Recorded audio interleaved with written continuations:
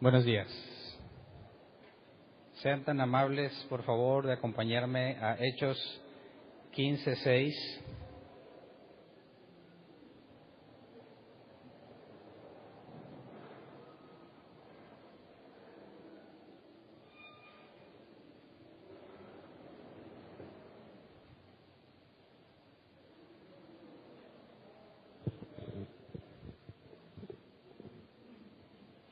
Hechos 15:6, nueva versión internacional. Dice: los apóstoles y los ancianos se reunieron para examinar este asunto. El nombre del tema de hoy es el concilio en Jerusalén. Y vamos a adentrarnos esta vez más, un poco más detallado o más profundo que el domingo pasado en cuanto al tema de la ley y los gentiles que somos nosotros. Prácticamente el cristianismo en nuestro país, ¿verdad? Yo no conozco a ningún cristiano judío de aquí, no digo que haya, ¿verdad? No lo conozco, en su mayoría todos somos gentiles, los que yo he conocido en casi 20 años de estar en el cristianismo. Así que me ha tocado ver muchas preguntas y yo mismo las he experimentado. Cuando leemos el Viejo Testamento, como le llamamos nosotros, hay muchas cosas que la Biblia dice que Dios dijo, o que Dios prohibió, o que Dios demandó que se hicieran. ¿Qué cosas debo hacer yo, gentil, cristiano? ¿Qué cosas no debo de hacer? Y más se revuelve el cristianismo cuando en las iglesias piden diezmos, piden primicias y piden otras cosas. Yo he conocido algunos cristianos que celebran la fiesta de los tabernáculos y ya me cabe la duda de llamarles cristianos. Bueno, no quiero pretender ser más sabio de lo que puedo llegar a ser, porque nadie puede saber si alguien realmente fue elegido por Dios o no, pero hacen muchas cosas que el judaísmo hace, incluso hacen cosas que el judaísmo ya no hace, ¿verdad? Como los diezmos, los judíos no diezman, y a los cristianos ahí los tienen diezme y diezme. Y qué extraño, ¿no? Si ellos mismos no lo hacen, ¿por qué nosotros sí? Entonces, se presenta un debate o una discusión según la Biblia, y ahorita analizamos este asunto también en el original, porque normalmente los cristianos pensamos que los que no están acostumbrados a esto, oyes la palabra discusión o debate entre cristianos y ¿qué se imaginan? Que se están peleando, ¿verdad? Entonces dice, tú no andes haciendo divisiones ni provocando contención entre los hermanos. Pero debatir o discutir bíblicamente hablando, según el original que estamos viendo aquí, no tiene nada que ver con pelearse o con estar promoviendo división. Aunque la división muchas veces es sana, ¿no? Jesús dijo, eres frío o eres caliente, tibio no. Y si en una congregación vamos a hacer distinción entre personas frías y calientes, y Jesús enseña que a los tibios serán vomitados de su boca, creo que hay una distinción, ¿no? Está haciendo una división entre los fríos, los calientes y los tibios. Así que las divisiones no son malas si determinamos el por qué las vamos a implementar. Entonces, el concilio de Jerusalén es muy importante que lo entendamos bien para poder saber qué parte nos corresponde a nosotros, qué parte no, y poder ser fieles en este tema que a veces se vuelve tan complicado. Entonces vamos a entrar en el contexto. Vamos a Hechos 15, versículo 1 y 2. El miércoles estuvimos hablando sobre Pablo, Bernabé en Antioquía y su primer viaje misionero. Y a los que vinieron el miércoles les pedí que se guardaran eso en la cabeza de Antioquía. Ahí están pasando las cosas, ahí hay mucha gente, ahí es un centro de comercio muy grande, por ahí pasa mucha gente. Ahí es donde se le llamaron cristianos por primera vez a los cristianos. Y leamos lo que dice. Algunos que habían llegado de Judea a Antioquía se pusieron a enseñar a los hermanos, a menos que ustedes se circunciden conforme a la tradición de Moisés, no pueden ser salvos. Esto provocó un altercado y un serio debate de Pablo y Bernabé con ellos. Entonces se decidió que Pablo y Bernabé y algunos otros creyentes subieran a Jerusalén para tratar este asunto con los apóstoles y los ancianos. ¿Por qué Pablo y Bernabé son los que más discuten? Bueno, el miércoles vimos que Pablo y Bernabé fueron elegidos por el Espíritu Santo y los mandaron o el Espíritu Santo los mandó en un viaje. y por las ciudades que pasaron vemos que hubo judíos que se convirtieron, pero también gentiles. Y de hecho, Pablo, cuando vio que los judíos se negaban o rechazaban el mensaje, Pablo dijo, bueno, me volveré a los gentiles, y demostró con la Escritura que Dios también tenía contemplado a los gentiles en su plan de salvación. Y le fue muy mal a Pablo. Nos enfocamos más en cómo le fue a Pablo comparado con cómo fue Pedro, para el día de hoy analizar este asunto. Pablo y Bernabé fueron evangelizando a judíos y gentiles y nunca les demandaron a los gentiles que guardaran la ley de Moisés.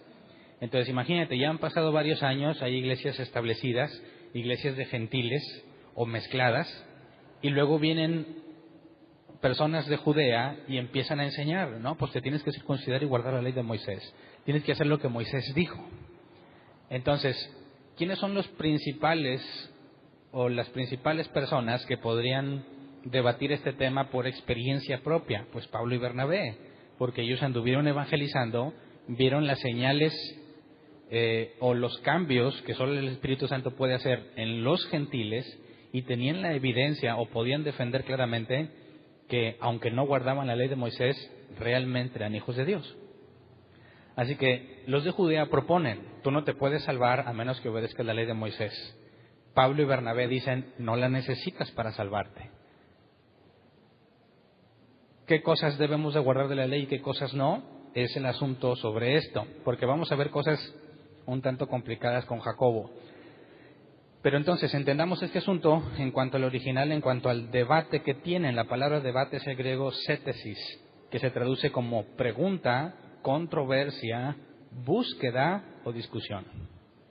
Entonces, cuando debatimos, ¿qué estamos haciendo? En pocas palabras, ¿nos estamos peleando? No. Hay quienes sí se pelean cuando debaten, ¿verdad?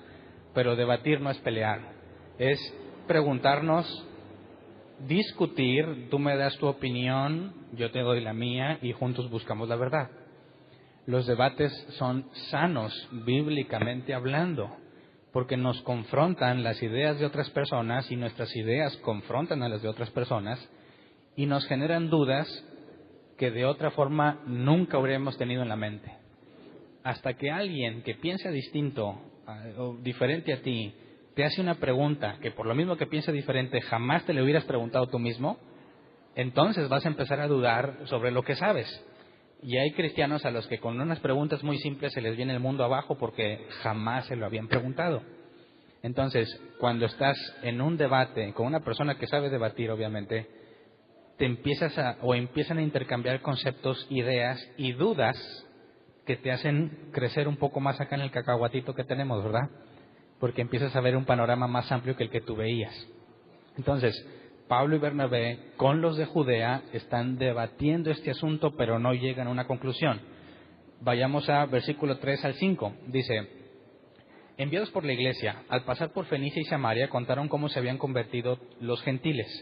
Estas noticias llenaron de alegría a todos los creyentes. Al llegar a Jerusalén, fueron muy bien recibidos tanto por la iglesia como por los apóstoles y los ancianos, a quienes informaron de todo lo que Dios había hecho por medio de ellos. Pausa.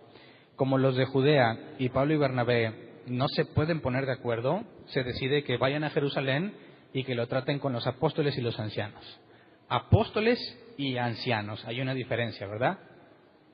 El miércoles hubo algunas preguntas y de hecho no toqué mucho ese tema, pero hablábamos sobre el ser pastor y la relación que tiene que ver con Pedro y lo que nuestros amigos católicos piensan sobre Pedro.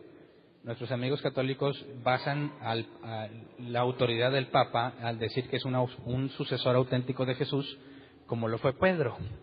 Entonces, ellos consideran que cuando Jesús ascendió y se fue, le dejó toda la autoridad que tenía él, se la dejó a Pedro. Y Pedro cuando murió se lo dejó a otra persona, y esa otra persona otra, hasta que llegamos al Papa, o a toda la serie de papas que ha habido, ¿verdad? Y se han ido modificando, porque primero dicen que como es el representante de Cristo, pues es infalible, pero a los papas les han pescado muchísimos errores, ¿verdad? Entonces, si no estoy mal enterado, revirtieron la infalibilidad papal. Dicen, bueno, sí se puede equivocar, pero lo siguen viendo como máxima autoridad de la Iglesia. Y lo que el Papa diga es como si Dios mismo lo dijera, a pesar de que lo que el Papa diga no está en la Escritura, ¿verdad? Como las declaraciones polémicas que hizo hace poco el Papa Francisco. Todos son hijos de Dios, aún los ateos. ¿Qué opinas de eso? Bíblicamente hablando. Bueno, la Biblia hace una clara distinción entre quién es hijo de Dios y quién no, ¿verdad? Entonces no puedes decir que un ateo es hijo de Dios si ni siquiera guarda los mandamientos. Y por eso lo saco al aire o a la superficie esa pregunta, porque ¿qué mandamientos tienes que obedecer tú para ser hijo de Dios? El que me ama, dijo Jesús, guarda mis mandamientos. ¿Cuáles? ¿Los de la ley? ¿Los 10 mandamientos? ¿O hay algún otro mandamiento? Entonces, cuando el Papa habla sobre que todos son hijos de Dios, se hace mucha polémica, y no sé si lo has visto en las redes sociales, sobre el intento de encontrar las cosas que nos unen en lugar de ver las que nos dividen, pensando que la división es mala, ¿verdad?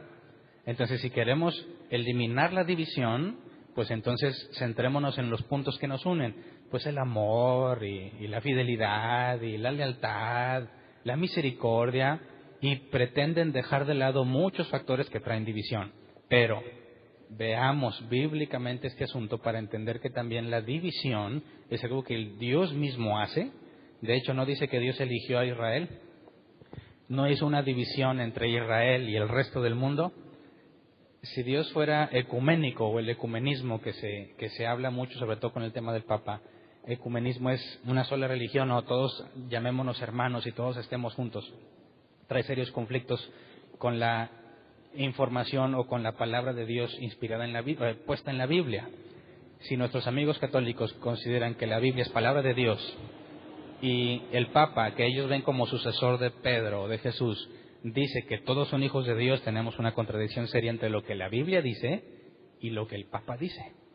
Así que, si realmente Pedro fuera sucesor de la autoridad de Cristo y es la máxima autoridad y él decide quién entra al cielo y quién no, al llegar este problema a Jerusalén, ¿cómo hubieses esperado que se resolviera? ¿Por qué dicen, vamos a consultar a los apóstoles y a los ancianos? Si Pedro realmente es la máxima autoridad, ¿por qué no le dirían, vamos a consultarle a Pedro, ¿no? Y si Pedro nos dice que sí, como es la autoridad delegada por Jesús, pues entonces sí la deben de guardar. Y si Pedro dice que no, pues entonces no. Pero aquí dice que suben para hablar con los apóstoles, incluyendo Pedro, y los ancianos, incluyendo Pedro. Más adelante en una de sus cartas Pedro dice que él también es un anciano.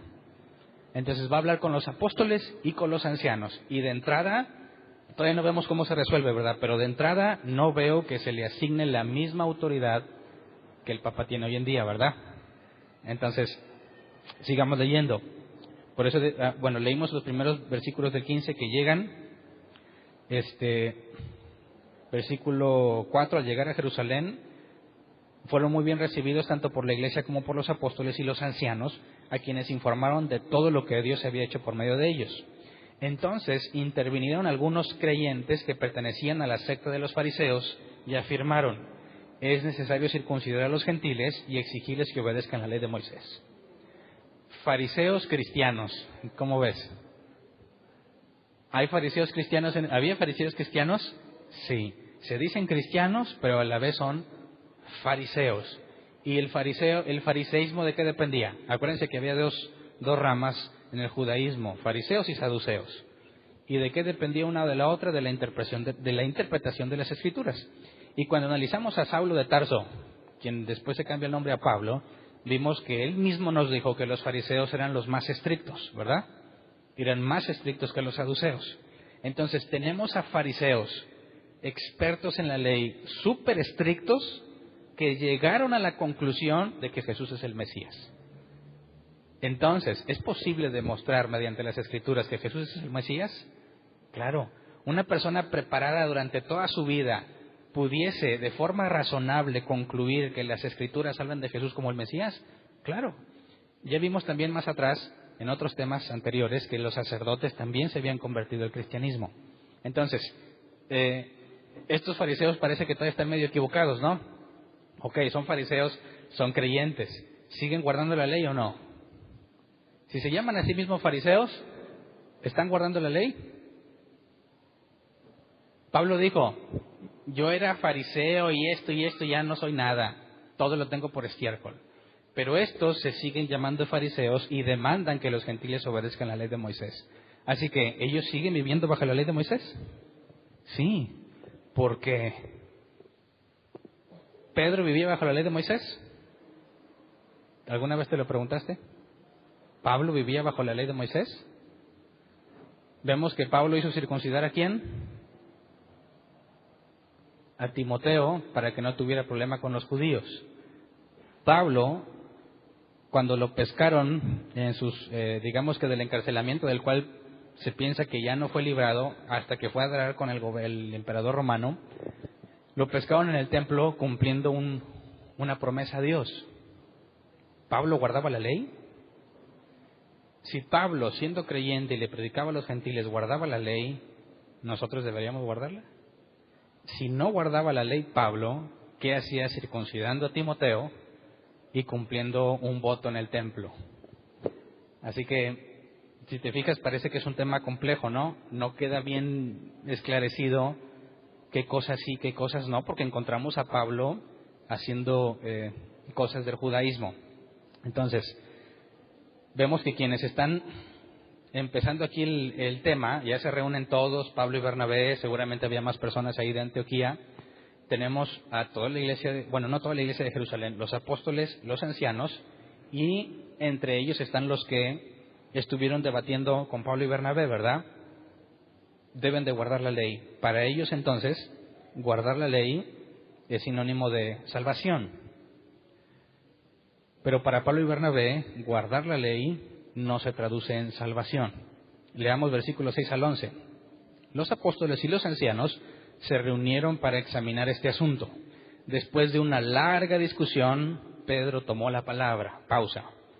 Aquí otra vez la palabra discusión es setesis, que se traduce como pregunta, controversia, búsqueda o discusión, obviamente considerando todas las demás palabras. Entonces, cuando llegaron, ¿se pusieron a pelear todos? Obviamente no. Pero fíjate cómo para tomar decisión en cuanto a una actividad que se tiene que realizar de los cristianos o por parte de los cristianos, se tiene que examinar la Escritura para determinar si se debe hacer o no se debe de hacer. ¿Me explico? Todo el asunto es, este concilio, esta reunión, están tratando de determinar en base a la Escritura, que ellos no tienen el Nuevo Testamento, ¿verdad? En base a la Escritura, si los gentiles deben de cumplir la ley o no. En pocas palabras, están buscando ser bíblicos. Están por medio de la Biblia tratando de encontrar un fundamento para las cosas que quieren hacer. Y ahí sacamos la idea y la imitamos de que la iglesia, como en nuestro caso, para tomar decisiones en cuanto a cosas que se deben hacer y no si vamos a hacer fiesta o no, ¿verdad? Decisiones más relevantes. Si las que hacemos, como por ejemplo cuando no tuvimos alabanza por mucho tiempo, que les recuerdo que dijimos que un domingo sí y un domingo no. El domingo pasado hubo alabanza, no, el domingo que viene sí va a haber, si Dios quiere. Entonces, cuando decidimos y analizamos lo que se hacía o lo que se cantaba a la luz de las Escrituras, encontramos que no había fundamento bíblico que soportara la forma en la que lo hacíamos y lo cortamos hasta que se arreglara, ¿verdad? Recientemente se reactivó, ahora sí, todos seguros. Espero que ustedes, si tienen dudas de eso, pregunten, pero los del equipo y los ancianos todos, estamos seguros de los fundamentos bíblicos que pusimos para que esa actividad que se desarrolla no se descarríe ni terminemos haciendo algo que no es correcto. En este caso, la discusión no es tan simple como nosotros, ¿verdad? ¿Qué debe de hacer la alabanza? Bíblicamente hablando, ¿verdad? ¿Son levitas o no son levitas? Pues claro que no son levitas. Muéstrame tu línea de ascendencia de que vienes de Leví. Si no vienes de Leví, no te digas levita, como muchos cristianos les llaman levitas, ¿no? Entonces, empiezas a cuestionarte muchas cosas. ¿Y cuánto nos tardamos? Bueno, los que estuvimos debatiendo ese tema, nos tardamos meses en llegar a conclusiones para determinar, de entre toda la tradición cristiana que traes en la mente, determinar qué cosas son bíblicas y qué cosas no. Entonces, es sano que se haga eso. Es muy sano que tratemos de hacer las cosas bíblicas. Y yo lo admito y lo reconozco, que cuando se tomó la decisión de quitarla, hubo personas que se fueron de esta congregación porque pensaban que era lo peor que podías haber hecho. Y bueno, respeto las decisiones de cada quien, pero ¿qué prefieres hacer? ¿Tomar una decisión en base a lo que mejor te parece o en base a la Biblia concluir lo que debes de hacer. Y si lo que estás haciendo no tiene bases bíblicas, ¿deberías seguirlo haciendo pues para que los hermanos se animen un poco? Claro que no. Así que bueno, hay personas a las que no les interesa ser bíblicos o no tan bíblicos, pero ¿qué tan interesados estaban los de Jerusalén por ser bíblicos? Muy interesados, totalmente interesados, porque quien no guarde los mandamientos de Jesús no se salva. Entonces, sigamos analizando. Pedro tomó la palabra, ¿verdad? Versículo 7, después de una larga discusión, Pedro tomó la palabra. Hermanos, ustedes saben que desde un principio Dios me escogió de entre ustedes para que por mi boca los gentiles oyeran el mensaje del Evangelio y creyeran. Dios, que conoce el corazón humano, mostró que los aceptaba dándoles el Espíritu Santo, lo mismo que a nosotros. Sin hacer distinción alguna entre nosotros y ellos, purificó sus corazones por la fe. Entonces, ¿por qué tratan ahora de provocar a Dios, poniendo sobre el cuello de sus discípulos un yugo que ni nosotros ni nuestros antepasados hemos podido soportar? No puede ser. Más bien, como ellos, creemos que somos salvos por la gracia de nuestro Señor Jesús.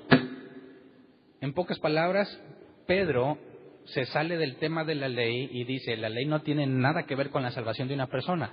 Es el Espíritu Santo en la persona lo que determina que es salva. ¿Estás de acuerdo? Si alguien no guarda la ley de Moisés, pero no tiene el Espíritu Santo, ¿es de Dios? No. La ley sin el Espíritu Santo de nada sirve. ¿Verdad? Entonces, ¿cómo reaccionaron todos ante la máxima autoridad, si es que Él es la máxima autoridad? Dice el versículo 12, toda la asamblea guardó silencio para escuchar a Bernabé y a Pablo, que les contaron las señales y prodigios que Dios había hecho por medio de ellos entre los gentiles. Entonces que le dijeron a Pedro, muchas gracias por tu participación, ahora queremos escuchar a Pablo y Bernabé. ¿Esas son las palabras, o así se trata la máxima autoridad al representante de Cristo en la tierra? Claro que no. Fíjate cómo la intención no es hacer lo que Pedro diga, ni hacer lo que él opina, sino que analicemos todo esto. Se debate conforme a la Biblia y luego se analizan los testimonios. Pedro dice, acuérdense de Cornelio, ¿verdad? ¿Se acuerdan que ya analizamos el caso de Cornelio? Hubo problemas porque Pedro entró a casa de gentiles y los cristianos judíos o judaizantes se enojaron, Pedro, ¿qué andas haciendo ahí? Y Pedro les explica, eso es lo que pasó, el Espíritu Santo descendió a ellos. Y se asombraron todos de que Dios también salvara a los gentiles. Así que Pedro, cuando ve que está la discusión, le dicen, acuérdense que sin la ley, Dios le dio el Espíritu Santo a Cornelio y a los de su casa. Incluso había amigos de él, ¿verdad? Entonces, gracias Pedro por tu participación. Ahora queremos escuchar a Pablo y a Bernabé. Y les cuentan todo, ¿verdad? Y luego tenemos otro personaje, Hechos 15, 13 al 21. Cuando terminaron, Jacobo tomó la palabra y dijo, pausa, ¿cuál Jacobo? El miércoles hablamos de un Jacobo que lo mató Herodes, ¿verdad? A espada. Y Pedro, cuando fue liberado, llegó a casa de la mamá de Juan, llamado Marcos, el autor del Evangelio según San Marcos, llega a casa de María, que María es hermana de... ¿Quién estuvo aquí el miércoles? Es hermana de Bernabé. Bernabé y Pablo estuvieron en el viaje misionero. Llega y le dice, díganle a Jacobo lo que sucedió. Y yo les pregunté, bueno, pues no, que supone que lo acaban de matar. Es que no es el mismo, ¿verdad? Este Jacobo es el hermano de Jesús, o mejor dicho, el medio hermano de Jesús. Y ahí tenemos otro problema con la virginidad de María, ¿verdad? Que uno de los autores se ha reconocido como medio hermano de Jesús. Pero bueno, ese es otro tema. Cuando Jacobo habla, toma la palabra, dice esto, versículo 13 otra vez, cuando terminaron, Jacobo tomó la palabra y dijo, hermanos, escúchenme. Simón, o sea Pedro, nos ha expuesto cómo Dios desde el principio tuvo a bien escoger de entre los gentiles un pueblo para honra de su nombre. Con esto concuerdan las palabras de los profetas, tal como está escrito. Después de esto volveré y reedificaré la choza caída de David, reedificaré sus ruinas y la restauraré, para que busque al Señor el resto de la humanidad, todas las naciones que llevan mi nombre. Así dice el Señor que hace estas cosas, conocidas desde tiempos antiguos. Por lo tanto, yo considero que debemos dejar de ponerles trabas a los gentiles para que se convierten a Dios. Más bien, debemos escribirles que se abstengan de lo contaminado de los ídolos, de la inmoralidad sexual, de la carne de animales estrangulados y de sangre. En efecto, desde tiempos antiguos, Moisés siempre ha tenido en cada ciudad quien lo predique y lo lee en las sinagogas todos los sábados. Entonces, ¿qué es lo que dice Jacobo? No deben de guardar la ley, ¿verdad? Pero sí estos 4 puntos. ¿Estos 4 puntos que propone están en la ley? Claro. ¿Cuáles son los puntos que propone? Abstente, no comas lo contaminado por los ídolos, ¿verdad? La inmoralidad sexual, la carne de animales estrangulados y de sangre.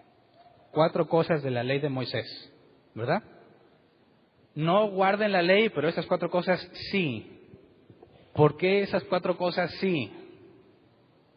Es cuando los cristianos que piden el diezmo a sus congregantes le preguntas, bueno, si vas a pedir el diezmo conforme a la ley de Moisés, ¿por qué no también haces sacrificios, verdad? ¿Por qué no también guardas el día de reposo? Dice, no, esos no, pero el diezmo sí. ¿Qué es lo que está haciendo Jacobo aquí? No guarden la ley, no, pero estos 4 sí. ¿Por qué esos 4 sí? ¿Basado en qué? ¿De dónde se le ocurrió? ¿Estos son los más chidos de todos los mandamientos? ¿O te parecen los más chidos si tú escogieras 4, escogerías estos? Pregúntale a una persona que enseña los diezmos, de toda la ley, ¿cuáles escoges?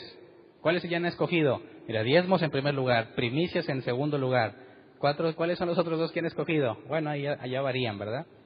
Pero mínimo diezmos y primicias los tienen acá como los más chidos. Algo que sí se debe de hacer, aunque toda la ley no. Entonces, ¿por qué estos 4 sí los debes de obedecer y los demás no? Entonces, veamos un poco el contexto de Jacobo, porque nos da un poco de información en Gálatas. A ver, Gálatas 2:9. Dice, en efecto, Jacobo, Pedro y Juan, que eran considerados columnas, al reconocer la gracia que yo había recibido, nos dieron la mano a Bernabé y a mí en señal de compañerismo, de modo que nosotros fuéramos a los gentiles y ellos a los judíos. ¿Se acuerdan que hablamos de imposición de manos y todo eso? Cuando le extienden la mano a Pablo, es en señal de compañerismo, en señal de que eres aceptado, en que les dices, estamos en lo mismo, ¿verdad? Entonces, Jacobo, Pedro y Juan. Jacobo es el mismo Jacobo que tomó la palabra, considerado columna de la iglesia, sobre todo en Jerusalén. Y dicen que más que Pedro.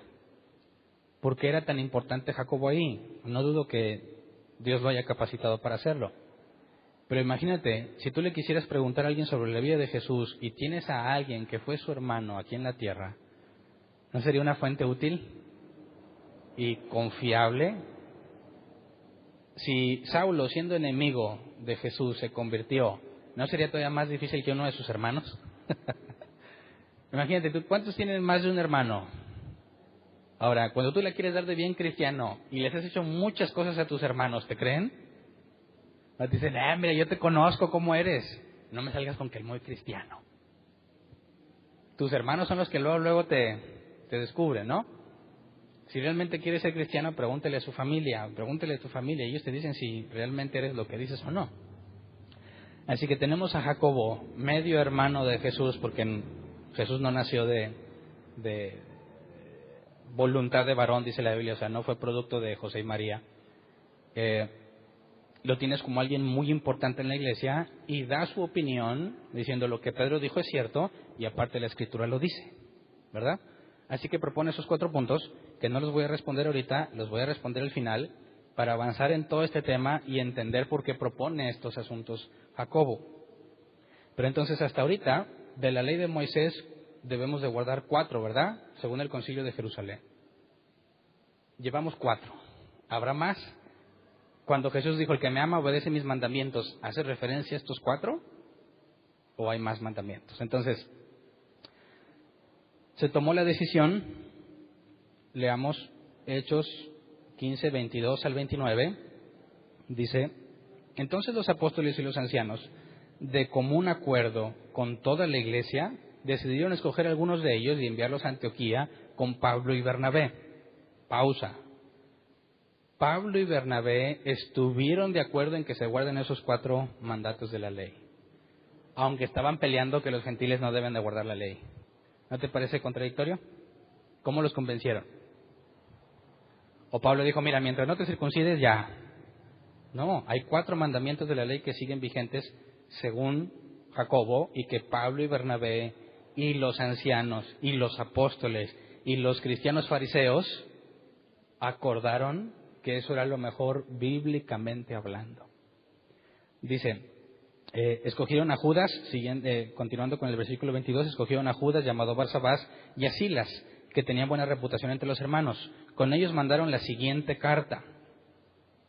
Los apóstoles y los ancianos a nuestros hermanos gentiles en Antioquía, Siria y Cilicia. Saludos. Nos hemos enterado de que algunos de los nuestros, sin nuestra autorización, los han inquietado a ustedes alarmándoles con lo que les han dicho. Así que de común acuerdo hemos decidido escoger algunos hombres y enviarlos a ustedes con nuestros queridos hermanos Pablo y Bernabé, quienes han arriesgado su vida por el nombre de nuestro Señor Jesucristo. Por tanto, les enviamos a Judas y a Silas para que les confirmen personalmente lo que les escribimos. Pausa. ¿Quiénes eran los que estaban bien metidos en el problema? Pablo y Bernabé, ¿verdad? Entonces, ahí van ellos como prueba de que los tomaron en cuenta, ¿verdad? No lo sacaron y lo decidieron acá ellos. No dijeron, esto se decide acá ante los líderes, que Pedro nos diga. No. Ahí están metidos en el problema y mandan a otros 2 de Judea para que confirmen. Entonces mandan 2 representantes de los que peleaban por la ley y 2 de los que peleaban porque no se les aplicara la ley. Dice, versículo 28, nos pareció bien al Espíritu Santo y a nosotros no imponerles a ustedes ninguna carga aparte de los siguientes requisitos: abstenerse de los sacrificados a los ídolos, de sangre, de la carne de animales estrangulados y de la inmoralidad sexual. Bien harán ustedes si eviten estas cosas, con nuestros mejores deseos. Entonces, ¿quién tomó la decisión de estos 4? ¿Pedro? ¿Jacobo? ¿Los ancianos? ¿Los apóstoles? Aquí dice, nos pareció bien al Espíritu Santo y a nosotros no imponerles a ustedes ninguna carga, además de estas. Entonces, ¿quién es la máxima autoridad en la iglesia desde ese tiempo? ¿Pedro? El Espíritu Santo. El Espíritu Santo. ¿Verdad? ¿Cómo saben que les habló el Espíritu Santo? ¿Cómo llegaron a la conclusión? ¿Esto es del Espíritu Santo? Sí. ¿Quién vota que sí? No, pues yo creo que sí. ¿Quién vota porque no? No sé si alguien dijo no, pues no. Bueno, súmenlos. 200 contra 100, ganó el Espíritu Santo. ¿Sí? ¿Cómo saben todos que el Espíritu Santo les habló? Los ateos dicen, mira, que una persona tenga un amigo imaginario y vea cosas está loco, ¿verdad? Pero si muchas personas juntas tienen un amigo imaginario y ven cosas, se le llama religión. ¿Estás de acuerdo? Yo no estoy a favor de la religión, ¿eh? Y si un grupo de personas se ponen a decir que vieron a alguien, para mí siguen estando locos, ¿verdad? Aunque sea uno. ¿Cómo decidieron estos que el Espíritu Santo que eso es lo que quería el Espíritu Santo? ¿Ah? ¿A alguien se le ocurre? ¿No? Bueno, ¿qué tan profundo era el debate este? Que no se pudo arreglar cuando estaban en Antioquía. Lo mandas a Jerusalén, o van todos a Jerusalén y dicen después de una larga discusión. ¿Cuál fue el resultado de toda esa discusión? Que todos llegaron a un acuerdo en común. Todos. ¿Qué se requiere para poner de acuerdo a 2 o más personas que quieren ir al cine y votan por películas diferentes? ¿A alguien le ha tocado? Nosotros que tenemos niños pequeños, nos dicen, vamos a ver Alvin y las ardillas. Y decimos, No, mejor vamos a ver Revenant, ¿verdad? Obviamente mis hijos no, ¿verdad? Y tampoco los llevaría, ¿verdad? Si están locos, ¿qué película los lleva a ver? No los llevaría. Pero ¿cómo lo decides? Pues nosotros, pues a ver, ¿a quién le toca? La última vez fuimos aquí, acá, un volado, lo que sea, y lo decides. ¿Cómo lo decidieron ellos? En base a las Escrituras. También los 4, También los 4 están en base a las Escrituras, aunque todavía no te doy información de eso. Entonces, cuando está el debate y muestra las Escrituras, ¿a qué conclusión llegaron todos? Por medio de las Escrituras, esto es lo que debemos hacer. Así que, ¿cómo saben que fue el Espíritu Santo quien lo decidió? Porque toda la Escritura, no significa necesariamente que todos estamos de acuerdo, ¿verdad? La unidad no es una señal de que Dios está con ustedes. Jesús dijo, Señor, haz que se amen, ¿verdad? Para que sean uno. Como tú y yo, dijo Jesús al Padre, como tú y yo somos uno. De esta forma todos verán que son mi pueblo. Y nuestros amigos ateos dicen, ¿cuántas denominaciones cristianas hay? Más de 500, ¿verdad? Aunque no todas estén aquí en México, ¿verdad? Pero en todo el mundo. ¿Dónde está la señal de que somos el pueblo de Dios? Si no hay unidad. Entonces, cuando predicamos temas difíciles aquí en la iglesia, en la congregación, pueden decir, oye, pero estás provocando división. Lo más importante es la unidad. ¿Estás de acuerdo? Ahora, si hablamos de unidad, vayámonos a la Torre de Babel. ¿Qué pasó ahí? Dios dijo que todos los hombres estaban de acuerdo como si fueran uno solo. Y dijo Dios, los voy a dividir. Pues no, que la unidad es lo más importante para Dios. Definitivamente no es la unidad lo más importante, sino la verdad. ¿Verdad?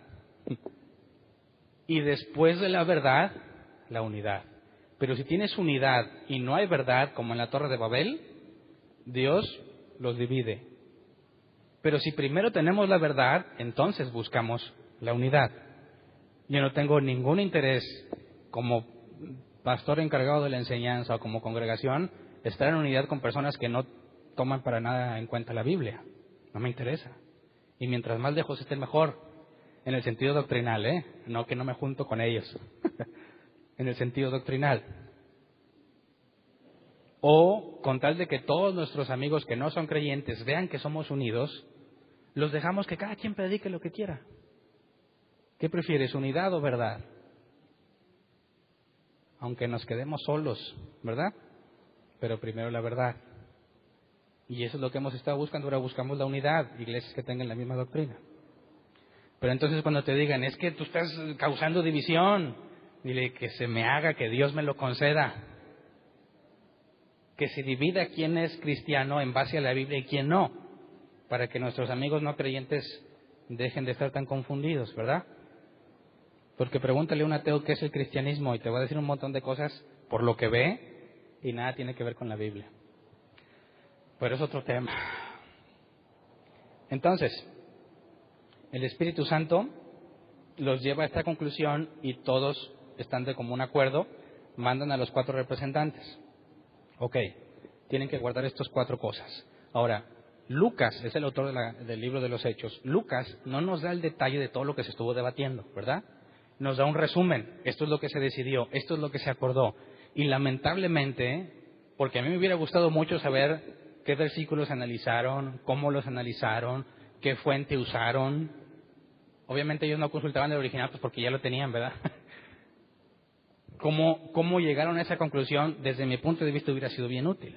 Pero Lucas, su objetivo es narrarnos cómo fue que los gentiles fueron incluidos en la iglesia y cómo no fue una decisión de alguien en particular, sino que por medio de un proceso y de analizar las Escrituras se llegó a esa conclusión.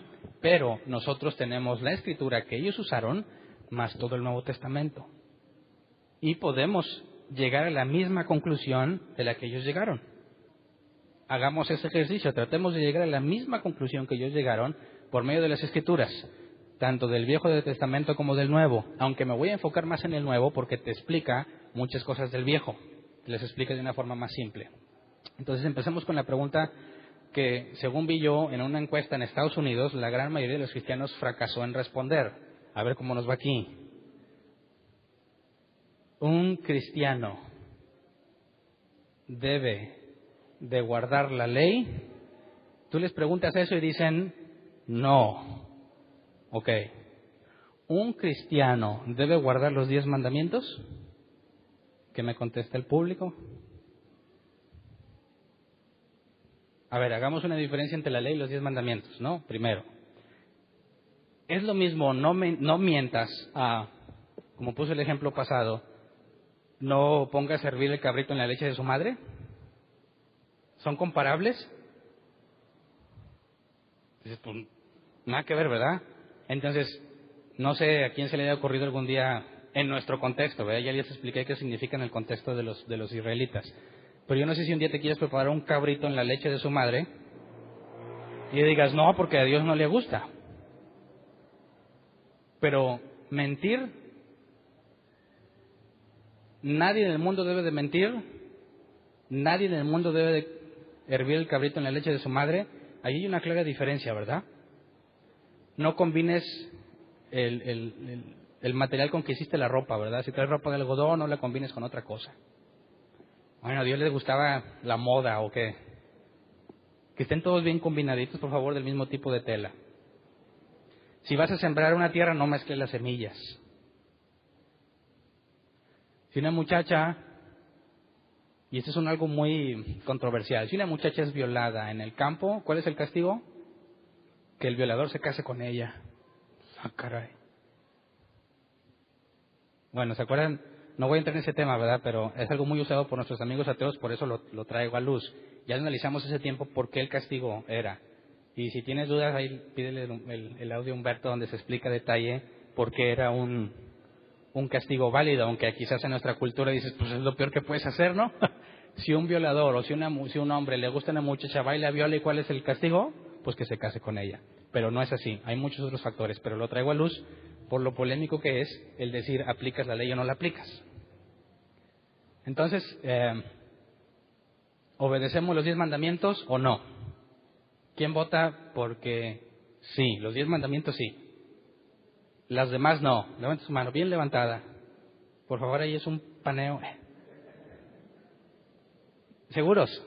Ok, levante ahora la mano quien dice los 10 mandamientos tampoco los tenemos que guardar. Levante la mano. Y ahí me doy cuenta de todos los que tuvieron miedo de responder, ¿verdad? Porque si hago la suma no me cuadra. Dilo con, esto es lo que creo y si estoy mal, pues corrígeme, ¿verdad? Pero no digas, no, pues yo creo que sí, pero no quiero levantar la mano. Sí, con toda seguridad, no debes de guardar los 10 mandamientos. Levante su mano. 1, amén, hermano. 2, salieron los valientes. No más, ok. Todos los demás, asumo que sí deben de guardar los 10 mandamientos. Así que leamos los 10 mandamientos. Éxodo 20, del 1 al 17. Dios habló y dio a conocer todos estos mandamientos. Yo soy el Señor tu Dios. Yo te saqué de Egipto, del país donde eras esclavo. No tengas otros dioses además de mí. No te hagas ningún ídolo, ni nada que guarde semejanza con lo que hay arriba en el cielo, ni con lo que hay abajo en la tierra, ni con lo que hay en las aguas debajo de la tierra. No te inclines delante de ellos ni los adores. Yo, el Señor tu Dios, soy un Dios celoso. Cuando los padres son malvados y me odian, yo castigo a sus hijos hasta la 3ª y 4ª generación. Por el contrario, cuando me aman y cumplen mis mandamientos, les muestro mi amor por 1000 generaciones. No pronuncies el nombre del Señor tu Dios a la ligera. Yo, el Señor, no tendré por inocente a quien se atreva a pronunciar mi nombre a la ligera. Acuérdate del sábado para consagrarlo. Trabaja 6 días y haz en ellos todo lo que tengas que hacer. Pero el día 7º será un día de reposo para honrar al Señor tu Dios. No hagas en ese día ningún trabajo, ni tampoco tu hijo, ni tu hija, ni tu esclavo, ni tu esclava, ni tus animales, ni tampoco los extranjeros que vivan en tus ciudades. Acuérdate de que en 6 días hizo el Señor los cielos y la tierra y el mar y todo lo que hay en ellos, y que descansó el 7º día. Por eso el Señor bendijo y consagró el día de reposo. Honra a tu padre y a tu madre para que disfrutes de una larga vida en la tierra que te da el Señor tu Dios. No mates, no cometas adulterio, no robes, no des falso testimonio en contra de tu prójimo.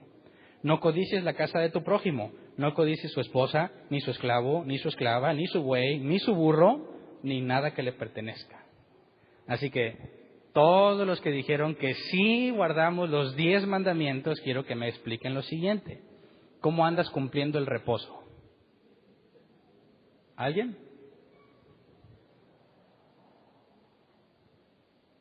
A ver, de los que dijeron, yo sí que los debo de guardar, ¿cuántos de los que dijeron que sí los debemos guardar los 10 mandamientos, cuántos han estado guardando el día de reposo? ¿Nadie? Entonces, qué triste, ¿no? Que sabes que los debes de guardar e ignoras ese, o ese no vale. O debemos decir, bueno, nosotros guardamos los 9 mandamientos, pero ese no, ese quítalo, ese ya no vale.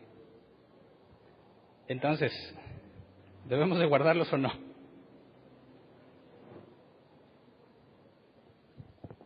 Dices, caray, compara el día del reposo con no adulteres. ¿Es comparable? ¿Te fijas cómo aquí viene el problema? Hay cristianos que rechazan la ley pero guardan el sábado. Son nuestros amigos adventistas, ¿no? Si no me equivoco. Y ellos insisten en que guardar el sábado es algo que desde la creación, ¿verdad? Y que si no guardas el sábado tienes la marca de la bestia. Es más, diciéndolo más de acuerdo a la enseñanza de ellos, hasta donde yo he leído es, no guardar el sábado es la marca de la bestia, según nuestros amigos adventistas. Entonces, ¿cuántos hijos de la bestia hay aquí? Ok. Entonces, cuando están en el Concilio de Jerusalén, ¿los 10 mandamientos iban incluidos en la ley de Moisés o no? Claro que iban incluidos. Y no los debes de guardar. Entonces puedes robar, matar y todo eso. Claro que tampoco. No debes de robar, ni matar, ni nada de eso. Pero no debes de guardar los 10 mandamientos. ¿Cuál es la diferencia? Entonces, ¿lo hago o no lo hago? Ahí está la confusión, ¿sí o no? Para empezar, veamos Pedro y Pablo, principales, digamos, en cuanto al contenido del Nuevo Testamento que tenemos. ¿Ok? Pedro guardaba la ley. Vamos a Gálatas 2, 11 al 14. Dice, pues bien, cuando Pedro fue a Antioquía, ojo con Antioquía, le eché en cara su comportamiento condenable. Aquí está hablando Pablo, que le echó en cara a Pedro, porque Pedro y Pablo eran hermanos, ¿verdad? Hablando de la Biblia, hermanos en Cristo. Versículo 12. Antes que llegaran algunos de parte de Jacobo, Pedro solía comer con los gentiles. Fíjate cómo Jacobo los mandó pilar en la iglesia, ¿verdad? Ok. Antes que llegaran algunos de parte de Jacobo, Pedro solía comer con los gentiles, pero cuando aquellos llegaron, comenzó a retraerse y a separarse de los gentiles por temor a los partidarios de la circuncisión. Entonces los demás judíos se unieron a Pedro en su hipocresía, y hasta el mismo Bernabé se dejó arrastrar por esa conducta hipócrita. Y aquí, pausa. Aquí un cristiano de esos espirituales le debería decir a Pablo, no juzgues, ¿verdad? ¿Está juzgando Pablo? ¿No dicen que Jesús dijo que no juzgues? ¿Les está llamando por nombre hipócritas? ¿A quién fue dirigida la carta? ¿Pablo tiene en poco quemarlos? Fíjate cómo exhibe con nombre entre los principales su comportamiento hipócrita. ¿Está juzgando? Sí, está juzgando. Jesús dijo que no juzgues. Jesús en una ocasión dijo que no juzgues y en la otra dijo juzga con justo juicio. Así que el propio Jesús te dice que no juzgues y luego que juzgues, pero con justo juicio. Y cuando dijo que no juzgues, dice que no seas como los hipócritas. Así que si tú estás haciendo lo mismo que otro y te atreves a decir tú estás mal, Eres un hipócrita y no debes de juzgar así. Pero si yo no tengo ese problema, tengo otros, ¿verdad? No hay nadie perfecto. Y señalo el problema en otra persona, bajo el contexto de lo que está pasando aquí, no te andes ahí por la calle diciéndole a la gente. Señalo a otra persona, pero yo no tengo el mismo problema que él, ese es un justo juicio que Jesús dijo que debo de practicar. Así que Pablo está juzgando, ahora falta que analicemos si es un justo juicio, ¿verdad? Si está juzgando correctamente.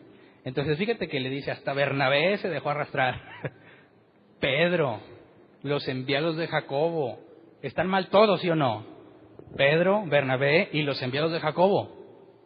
Todos están mal. Y luego dice el versículo 14, cuando vi que no actuaban rectamente como corresponde a la integridad del Evangelio, le dije a Pedro delante de todos, si tú, que eres judío, vives como si no lo fueras, ¿por qué obligas a los gentiles a practicar el judaísmo? Entonces, ¿Pedro vivía guardando la ley? No. Vive como los gentiles. Pero cuando venían los que dicen que sí, ¿qué hizo Pedro? Hipócritamente se retira de los que no guardan la ley para que no lo critiquen los que sí la quieren guardar. Entonces, ¿el juicio de Pablo es un juicio justo o es un juicio hipócrita? Es un juicio justo porque él deja en claro que él no está participando de esa hipocresía, ¿verdad? Entonces, para efectos de lo que estamos viendo hoy, cuando lleguemos a la carta a los Gálatas profundizamos para ver cuándo es válido regañar a alguien públicamente como Pablo lo hizo, porque no es siempre. Tenemos Mateo 18, cuando alguien peca, ve y repréndele estando tú y él solos. Así que lo que Pablo aquí hizo tiene un contexto más importante que analizar, pero no lo vamos a ver hoy. Por lo pronto, Pedro no guardaba la ley, ¿verdad que no? ¿Pablo guardaba la ley? 1 Corintios 9, 20 al 21. Dice, entre los judíos me volví judío a fin de ganarlos a ellos. Entre los que viven bajo la ley me volví como los que están sometidos a ella, aunque yo mismo no vivo bajo la ley, a fin de ganar a estos. Entre los que no tienen ley me volví como los que están sin ley, aunque no estoy libre de la ley de Dios, sino comprometido con la ley de Cristo, a fin de ganar a los que están sin ley. Entonces Pablo aquí nos da un detalle más interesante, ¿no? Él no guardaba la ley de Moisés. ¿Cuál guardaba? La de Cristo. ¿De dónde salió esa? ¿Serán los 4 que dijo Jacobo? ¿Esa es la ley de Cristo? No. Pero Pablo nos dice, yo no guardo la ley, pero eso no significa que no tengo ley. Sí tengo ley, pero no la de Moisés. Tengo la ley de Cristo. Así que el hecho de que tú no guardes los 10 mandamientos no significa que puedes hacer lo que tú quieras. Simplemente no estás bajo esa ley, pero estás bajo otra. La ley de Cristo. ¿Cuál es esa? Más adelante lo veremos. Entonces, ¿qué onda con la ley de Moisés? Leamos Hebreos 8 del 8 al 13. ¿Cómo es que Pedro y Pablo, siendo judíos, no la guardan? Dice, pero Dios, reprochándole sus defectos, dijo, vienen días, dice el Señor, en que haré un nuevo pacto con la casa de Israel y con la casa de Judá. No será un pacto como el que hice con sus antepasados el día que los tomé de la mano y los saqué de Egipto, ya que ellos no permanecieron fieles a mi pacto. Y yo los abandoné, dice el Señor. Este es el pacto que después de aquel tiempo haré con la casa de Israel, dice el Señor. Pondré mis leyes en su mente y las escribiré en su corazón. Y yo seré su Dios y ellos serán mi pueblo. Ya no tendrá nadie que enseñar a su prójimo, ni nadie a su hermano. Conoce al Señor, porque todos, desde el más pequeño hasta el más grande, me conocerán. Yo les perdonaré sus iniquidades y nunca me acordaré de sus pecados. Y luego dice Pablo, al llamar nuevo a ese pacto, ha declarado obsoleto al anterior, y lo que se vuelve obsoleto y envejece y está por desaparecer. Entonces, ¿por qué Pablo y Pedro no guardaban la ley? Porque hay un nuevo pacto que Dios anunció. ¿Y se acuerdan que Pedro ya había usado estos pasajes para hablar de Jesús? Entonces, siendo judíos, no guardan la ley porque están bajo el nuevo pacto. Y ese nuevo pacto no lo inventaron ellos, ni lo inventó el cristianismo. Dios dijo que lo haría. ¿Y por qué iba a ser un nuevo pacto? Dijo, porque mi pueblo no guardó el que tenía. O sea que Dios falló en su intento en el primer pacto y tuvo que hacer un segundo para ahora sí amarrar. No. Hay un propósito con el primer pacto y ahorita nos lo va a explicar Pablo. Pero el primer pacto es obsoleto. ¿Queda invalidado? Pregunto. No, no queda invalidado. Está obsoleto, pero no queda invalidado. Ahorita vemos la diferencia. Entonces, Pablo y Pedro hacían cosas de la ley de Moisés, pero ellos no vivían bajo la ley de Moisés. Vemos a Pablo cumpliendo votos en el templo y Pablo diciendo, yo no guardo la ley. ¿Estaba en contra de la ley Pablo? Tampoco. Simplemente que a los gentiles nunca les enseñó la ley de Moisés. Les habló del nuevo pacto, que ese es el pacto que nos concierne a nosotros. Y el nuevo pacto dice que lo escribe Dios, ¿dónde? En su mente. Pondré mis leyes en su mente y las escribiré en su corazón. ¿Y los 10 mandamientos dónde fueron escritos? En tablas de piedra. Entonces, de entrada, el pacto de Moisés es en la piedra, tablas de piedra. El nuevo pacto, en la mente y en el corazón, pero corazón también significa mente, también voluntad. Entonces, ¿de qué nos está hablando? Por eso Pablo más adelante dice, transformaos mediante la renovación de vuestro entendimiento. ¿Dónde escribió Dios ese nuevo pacto en ti? En tu forma de pensar, no en tu forma de sentir. Por eso es más importante que entiendas a que se te ponga la piel chinita cuando cantan los de la alabanza. O dime tú qué prefieres. Por eso es más importante que entiendas a que yo te dé una palabra profética, apostólica, etcétera, etcétera, que te motive. ¿Qué me importa eso? Si realmente tú estás bajo el nuevo pacto, cuando te hable la palabra de Dios, tiene que estar dirigida ¿a dónde? ¿A tus sentimientos? ¿Para ponerte música chida? A tu razonamiento, porque ahí es donde está el nuevo pacto. Ahí es donde se encuentra en la forma de entender, razonar y pensar. Que cuando piensas y razonas diferente, hay un cambio en tu vida. Porque todos hacemos lo que pensamos que es correcto. Es decir, todo mundo hace lo que decide hacer. ¿Sí o no? Si alguien puede decir, bueno, por ejemplo, yo vine aquí y yo no quería estar aquí, ¿verdad? Me trajeron a la fuerza. Así que eso prueba que yo estoy mal, que él no decidió estar aquí, o realmente cada quien hace lo que decide hacer, lo que le pareció mejor hacer. Pongamos un ejemplo. A mí me obligaban a ir a la iglesia, ¿dónde está mi mamá? A mí me obligaban porque yo sé que era ateo. Entonces me decían, Hernán, vamos a ir a la iglesia, ¿quieres ir? No. Bueno, es que nos vamos a ir a comer buffet en la carretera. Allá en Los Cabazos, ¿sí han ido, verdad?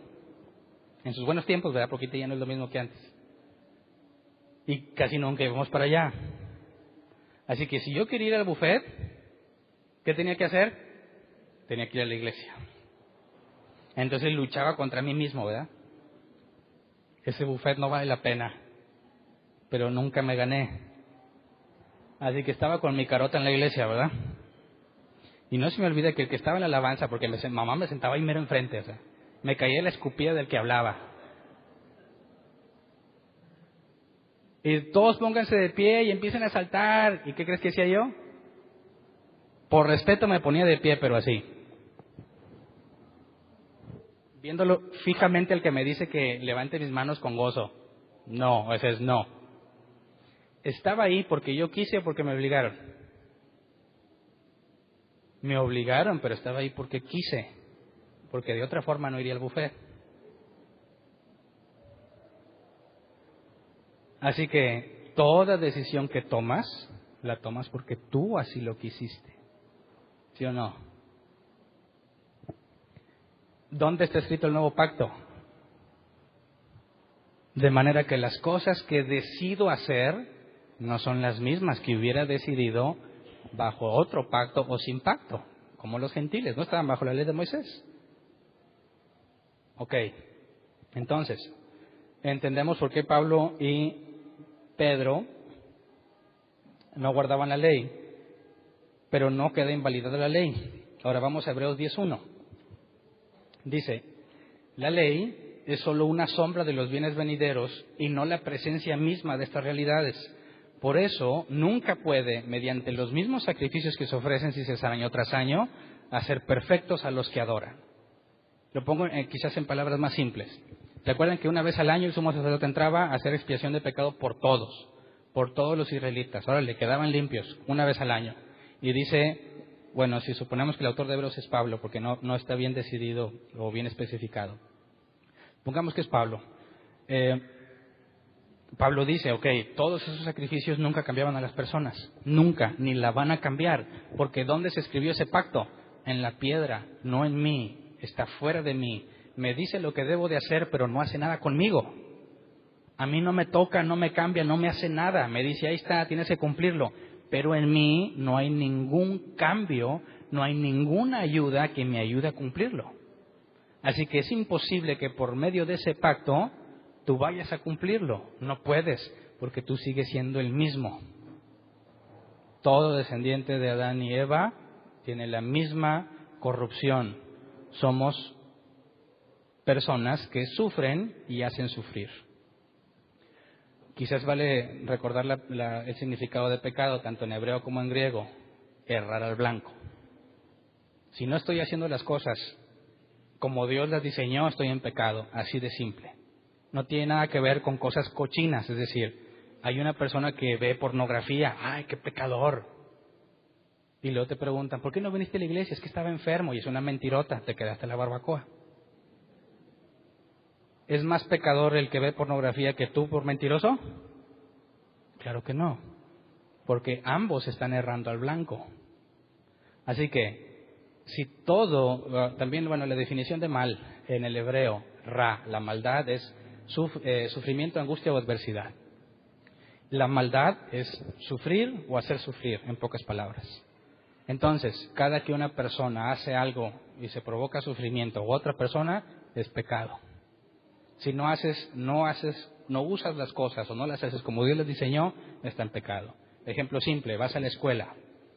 ¿Pagaste o te pagaron? Ok, ¿cuál es el propósito de estar en un salón de clases? Que pongas atención. Si tú te la pasaste en el celular chateando y no pusiste atención, ¿es pecado? Sí, es pecado. Pero no estoy haciendo nada malo. No estás haciendo lo que se supone que debes hacer. Ahora, ¿a los ojos de Dios es pecado? Ahí podemos debatir, pero estoy tratando de ejemplificar que cuando no haces lo que corresponde, cuando no das en el blanco, estás pecando. Ahora, todos los descendientes de Adán y Eva, o sea, todos, menos Jesús, tenemos esa tendencia. Somos seres corruptos. Y la Biblia en Romanos 3 dice que no hay bueno ni uno. Nadie busca a Dios. Entonces, te dicen y te escriben en piedra, no mientas. ¿Cómo le vas a hacer para cumplirla? Si siempre vas a ver por ti mismo. ¿Cuándo mientes? Por el bien tuyo, por el bien de un familiar o de un amigo, una persona que quieras. Pero siempre hay un beneficio al mentir, ¿sí o no? ¿Y las mentiras dañan? Claro que sí. Entonces, lo que está escrito en la piedra, jamás de los jamases te va a hacer cumplirlo. Porque no tiene nada que ver contigo. Lo que está escrito en la piedra, y lo vamos a ver más adelante, en otros temas, simplemente te dice quién eres, ¿no? Si Dios nunca hubiera dicho, no mientas, ¿cuándo sabrías que eres un mentiroso? Nunca. Pero si Dios dice, no mientas, y tú mientes, y ves la ley escrita, ¿a qué conclusión llegas? No soy tan bueno como pensaba, ¿no? Pero, el nuevo pacto, ¿dónde está escrito? Entonces, ¿estoy capacitado para no mentir? Claro que estoy capacitado. Ahora es peor porque mientes porque quieres a pesar de que sabes que está mal. Y aquel que sabe hacer lo bueno y no lo hace, le es pecado. Y a quien más se le da, más se le demanda. Así que un cristiano mentiroso está peor que un no creyente mentiroso. ¿Pero de qué se jactan los cristianos cuando hablan de los impíos? De que ellos son del Dios viviente, hijos de Dios, hijos del Rey. Mentirosos, ¿verdad? Bueno, Gálatas 3, 23 al 25. ¿Ya vas agarrando la onda por qué los 10 mandamientos no? Gálatas 3, 23 al 25. Antes de venir esta fe, la ley nos tenía presos, encerrados hasta que la fe se revelara. Así que la ley vino a ser nuestro guía, encargado de conducirnos a Cristo, para que fuéramos justificados por la fe. Pero ahora que ha llegado la fe, ya no estamos sujetos al guía. ¿Qué significa esto? Bueno, para los israelitas, porque para los gentiles nunca tuvimos la ley de Moisés. Dios le da la ley a los israelitas. La vas a tratar de cumplir, no vas a poder. ¿A qué conclusión llegas? ¿Qué necesitas para ser librado del juicio final? Es decir, llegará un día en que Dios te llame a cuentas y te va a hallar culpable de muchas cosas, ¿verdad? ¿Cuál es tu esperanza? La única esperanza que tienes para salvarte de ese juicio es cumplir toda la ley, pero te vas a dar cuenta que es imposible. Podrás cumplirla la media hora que te dormiste, porque no hiciste nada. Cuando te levantes y te preguntan qué estabas haciendo y dices nada, ya fallaste, ¿verdad? Cuando te preguntan cómo estás y dices bien y estás mal, ya fallaste. Entonces, ¿cuál es la conclusión de alguien que trata de guardar la ley? No puedo y no puedo. ¿Quién me va a librar? Necesito que alguien me salve. Y dice Pablo, ¿eso te conduce a quién? A Cristo. ¿Por qué? Porque Él es la salvación. Por eso Jesús dijo, yo no vengo con los sanos, sino con los enfermos.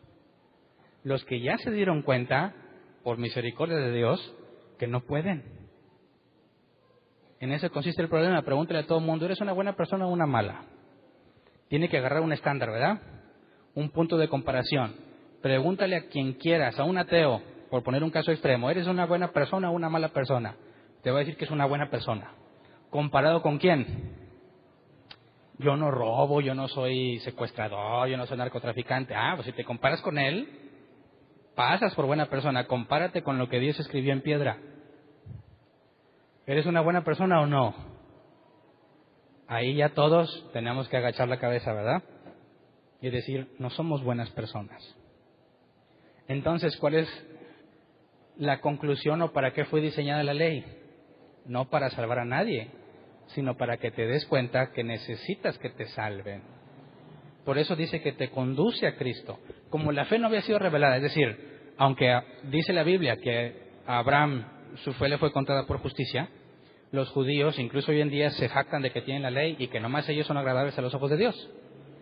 Y dice Pablo, ese es el problema porque no han entendido la fe y porque son unos hipócritas, porque quieren que esa ley que no pueden cumplir lo salve. ¿Verdad? Entonces, a los que sabemos, ¿cuántos de aquí son pésimos según el estándar de Dios? Pues fácil, por mucho. Entonces, estás consciente de que no necesitas hacer ningún esfuerzo por cumplir la ley, ¿verdad? Porque es inútil. La ley de Moisés, pero ¿cuál es la de Cristo? Entonces, Romanos 6:15, para empezar a desenlazar esto y llegar a la ley de Cristo. Entonces, ¿qué? ¿Vamos a pecar porque no estamos ya bajo la ley, sino bajo la gracia? De ninguna manera, dice Pablo, de ninguna manera. El no estar bajo la ley de Moisés no te hace libre, estás bajo otra ley. Vamos a 2 de Corintios 3, 7 al 11. Dice, el ministerio que causaba muerte, el que estaba grabado con letras en piedra, fue tan glorioso que los israelitas no podían mirar la cara de Moisés debido a la gloria que se reflejaba en su rostro, la cual ya se estaba extinguiendo. ¿Se acuerdan que cuando Moisés salió al monte bajó con la cara resplandeciente y tuvo que ponerse un velo? Dice, versículo 8, pues bien, si aquel ministerio fue así, ¿no será todavía más glorioso el ministerio del Espíritu? Si es glorioso el ministerio que trae condenación, ¿cuánto más glorioso será el ministerio que trae la justicia? En efecto, lo que fue glorioso ya no lo es, si se le compara con esta excelsa gloria. Y si vino con gloria de la que ya estaba vino con gloria lo que ya se estaba extinguiendo, cuánto mayor será la gloria de lo que permanece. Es decir, pongámoslo en palabras simples, si te ofrecen los dos pactos, ¿cuál escoges? ¿Cuál es mejor? ¿Cuál muestra más la gloria de Dios? ¿El de Moisés o el nuevo? Obviamente el nuevo. Que te ponga su Espíritu Santo no se compara. Entonces, Romanos 13, 8 al 10, en base a lo que ya vimos, en base al nuevo pacto, que es tener las leyes en la mente. Recuerden que Jesús les dijo, enviaré el Espíritu, les enseñará todas las cosas y les hará recordar lo que les he dicho. Dice Romanos 13, 8 al 10, no tengan deudas pendientes con nadie, a no ser la de amarse unos a otros. De hecho, quien ama al prójimo ha cumplido la ley. Porque los mandamientos que dicen, no cometas adulterio, no mates, no robes, no codicies, y todos los demás mandamientos, o sea, los 10 mandamientos, más todas las demás en la ley de Moisés, que en su totalidad son 613 mandamientos, dice, se resumen en este precepto: ama a tu prójimo como a ti mismo. El amor no perjudica al prójimo, así que el amor es el cumplimiento de la ley. Entonces, ¿quién ama a su prójimo? Levante su mano. ¿Nadie? ¿Quién ama a su prójimo? Una persona, 2, 3. Todos los demás no aman a su prójimo. Está muy grave el asunto. Necesito predicar sobre el amor.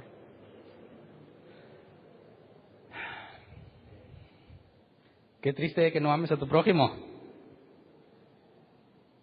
¿Quién me define qué es el amor? ¿Son las mariposas en el estómago? ¿Esa corriente que recorre tu cuerpo? No estoy hablando de ese amor, sino de lo que la Biblia dice de amor. Y el griego es agape. Amor por preferencia, o sea, porque así lo prefieres, amor por decisión. El amor del que habla la Biblia no tiene nada que ver con cómo te sientes, nada que ver con cómo te sientes. Incluso el amor entre esposos no tiene nada que ver con lo que sientes, tiene que ver con lo que decides. Entonces, para amar a mi prójimo no me tiene que caer bien, tengo que decidir amarlo. Ama a tus enemigos, dice, no. Jesús dijo, ama a tus enemigos. ¿Cómo le hago para amarlo si es mi enemigo? Decídelo. Cuando tu enemigo tiene hambre, dale de comer. ¿Por qué? Porque lo amo bíblicamente hablando, ¿verdad? Si no eres un masoquista. Pégame, pero no me dejes. Eso no es el amor bíblico. El amor bíblico es, me caes bien gordo, no te soporto, no te puedo ver, me has hecho mucho daño, quisiera que te fueras al mismísimo infierno, pero he decidido mostrarte amor. ¿Me explico? ¿Tienes hambre? Te comparto de mi comida. ¿Por qué, Hernán? ¿No seas tonto? ¿Todo lo que te hizo? ¿Por qué harías algo semejante? ¿Por qué? Porque Dios me amó primero. Y más despreciable era yo para Dios que ese enemigo es despreciable para mí. Y sin embargo, ¿qué hizo por mí? Me llamó, me transformó, me limpió y me envió. Y un día vendrá por mí. Y si Él hizo eso por mí, ¿por qué no habría hacerlo yo por Él? ¿Pero eso de dónde viene? Del razonamiento. Cuando entiendes quién eres, lo que Dios ha hecho por ti, por consecuencia, lo menos que tú puedes hacer es amar como fuiste amado. ¿Verdad?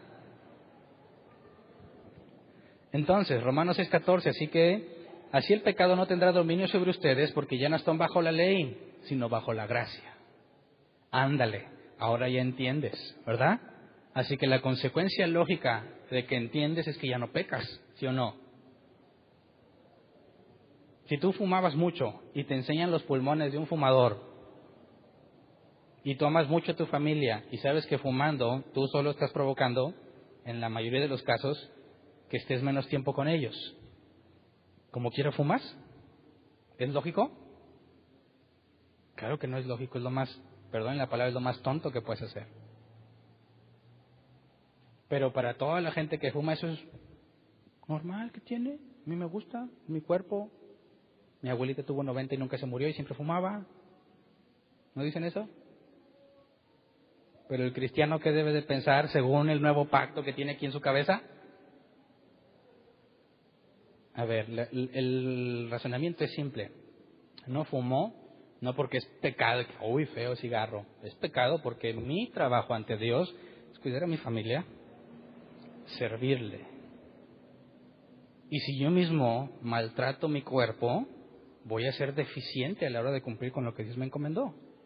Así que lo más lógico, si entiendo lo que Dios me ha encomendado, lo más lógico es que me cuide para cumplir lo que Él dijo, ¿sí o no? Entonces, ¿qué onda con los cristianos que no se cuidan? Hay un problema, ¿no? Entonces, no significa que porque no estés bajo la ley ya puedes pecar. Al contrario, cuando estás bajo la gracia, se espera que ya no peques, porque ya entiendes. Pero ¿quién de aquí sigue pecando? Y yo estoy levantando la mano por ser el primero, ¿eh? Así que, ¿sigues necesitando misericordia de Dios? Seguimos necesitando la gracia, aunque ya me permite entender. La diferencia es que ahora entiendo. Y digo, oh, caray, yo sé que estoy mal, y el Espíritu Santo ahí es donde te está diciendo, guiándote la verdad, estás bien mal, estás bien mal, estás bien mal. Y empiezas a hacer cambios con la ayuda de Dios, cosa que el que no tiene a Dios no lo hace. Lo intenta, pero normalmente fracasa. Efesios 2:8, porque por gracia ustedes han sido salvados mediante la fe. Esto no procede de ustedes, sino que es el regalo de Dios. Así que quien tiene fe en el Hijo de Dios, está persuadido, convencido, con argumentos, lo que fe bíblica significa, Dios me va a conceder gracia. Pero te das cuenta que como que ya no te lo mereces, ¿verdad? Ni bajo la ley de Moisés, ni bajo la fe, sigue siendo por gracia. Entonces, Romanos 3:31 quiere decir que anulamos con la ley la fe, de ninguna manera, más bien confirmamos la ley. ¿Puedes entenderlo? ¿Cómo es que la confirmamos? Porque yo puedo vivirla. No siempre. Me voy a equivocar muchas veces, pero yo estoy capacitado para hacerla. Voy a decidir muchas veces que no quiero hacerla, pero estoy capacitado, porque entiendo. Ahora, trate de darle los mandamientos a personas que no tienen un entendimiento renovado. ¿Qué van a hacer? Lee toda la historia del pueblo israelita. Ahí está. ¿Sí o no? Entonces, ¿la jactancia de los judíos y su ley tiene sentido? Sí, compadre, pues lee la Biblia. Nunca la han cumplido. Nunca. ¿Dónde está la jactancia? Ahora, los que tenemos fe nos jactamos sobre los de la ley. Tampoco, porque aún teniendo fe y el entendimiento renovado, sigues pecando. ¿Verdad? Entonces, Apocalipsis 14:12 nos resume qué tenemos que hacer. En esto consiste la perseverancia de los santos, los cuales obedecen los mandamientos de Dios y se mantienen fieles a Jesús. Las dos cosas, según la versión 60 dice, guardan los mandamientos de Dios y la fe de Jesús, y esto es lo que el original dice. Entonces tengo fe, pero también mandamientos, ¿verdad? No los de la ley de Moisés. Ahora sí que lleguemos a cuáles son. Primero de Juan 2:3-4. Juan estuvo en el concilio de Jerusalén. Dice que reunieron a los apóstoles. Jacobo, el apóstol, ya estaba muerto. Ahí estaban los demás. Juan estuvo en el concilio. Dice, 1 Juan 2:3-4, ¿cómo sabemos si hemos llegado a conocer a Dios? Si obedecemos sus mandamientos. El que afirma, lo conozco, pero no obedece sus mandamientos, es un mentiroso y no tiene la verdad. Ándale.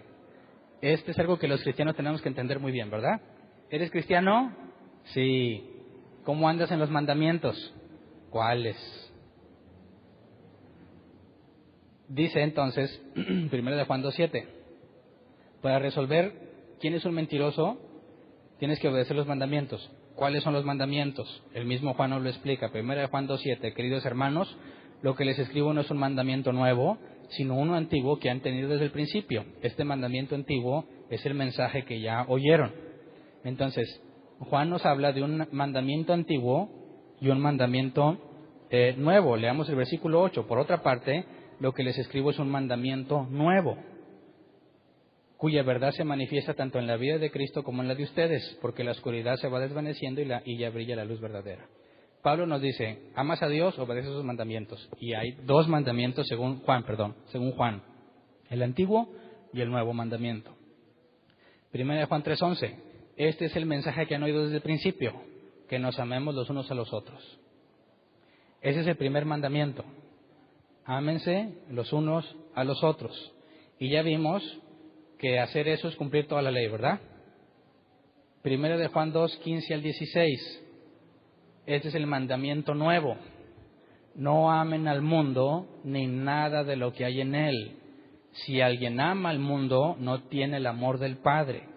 Porque nada de lo que hay en el mundo, los malos deseos del cuerpo, la codicia de los ojos y la arrogancia de la vida, proviene del Padre, sino del mundo.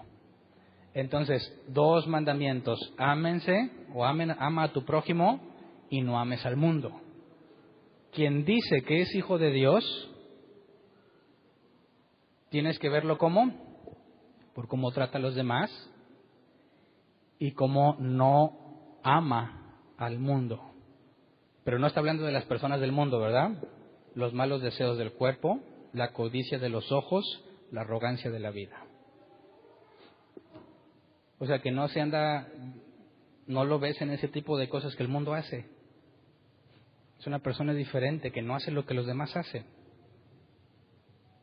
Entonces, ¿cuáles son los mandamientos de Jesús? Según Juan, esos dos.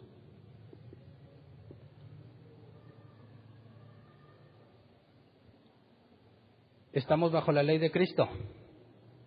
¿Cuál es la ley de Cristo? Estos dos. La forma en la que tratas a tu semejante, aquí dice, ¿la forma en la que tratas a los cristianos? No, ¿verdad? ¿Incluye a los ateos? ¿La forma en que los trato a esos impíos mugrosos? No es que yo piense de ellos así, así hablan muchos. ¿También ellos son mi prójimo? ¿No está la parábola de Jesús? ¿Y quién es mi prójimo? Le decían a Jesús. Entonces, cuando tratas a los que no creen lo mismo que tú, la forma en la que los tratas me dice algo de ti, ¿sí o no? ¿Qué me dice? Si realmente eres de Dios o eres un mentiroso.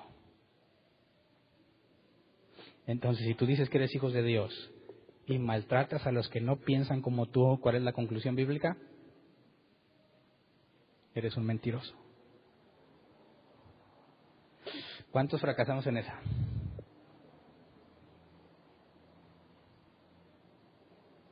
Ahora, las cosas del mundo.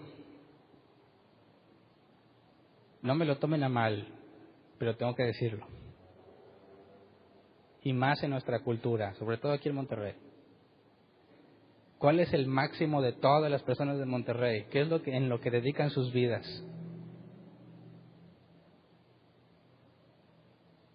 Tener y ganar, ¿sí o no? Tener y ganar.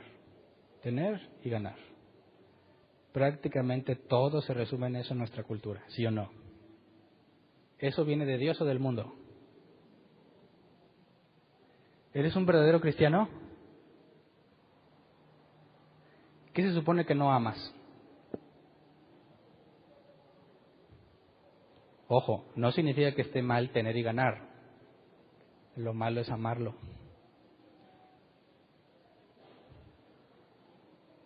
Lo persigues más que a Dios, lo buscas más que a Dios, le das más tiempo más que a Dios, más que a tu familia, más que a tus hijos, más que a tu pareja. ¿Eso proviene de Dios? ¿Cuál es la conclusión lógica? Eres un mentiroso. ¿Entiendes el enorme problema con nuestros amigos de la prosperidad?